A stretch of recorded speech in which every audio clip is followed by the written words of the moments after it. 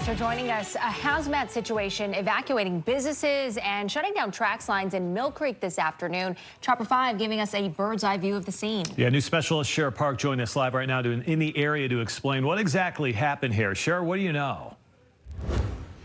Well, Mike and Ashley, we've got some good news this hour. Hazmat crews have now cleared the area, telling us that the chemical that was of concern causing all of this response here today, it is no longer a threat. And now that has happened, the business where this happened and the neighboring businesses, those evacuations affecting those have been lifted. Now, Hazmat, I'll walk you through this. They were called out around 12 o'clock this afternoon to the business at 210 West and 3900 South after a 55-gallon barrel behind the building started off-gassing, producing a large amount of concerning white smoke. Now, not knowing what type of chemical Hazmat crews were dealing with, the building and, as I mentioned, those neighboring businesses were immediately evacuated.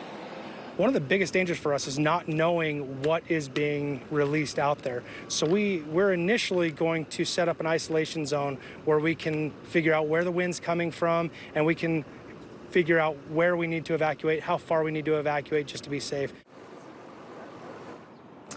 Well, the UTA track lines that run behind the building, they were also shut down because the smoke was kind of covering those as well.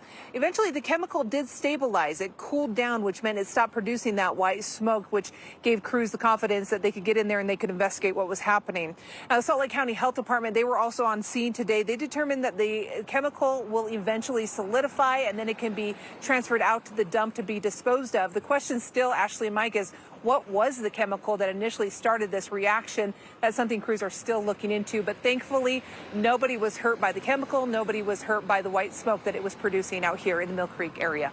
We'll send it back to you guys. Yeah, sounds like it could have been much worse. Glad it wasn't. Shara, thanks for that live report.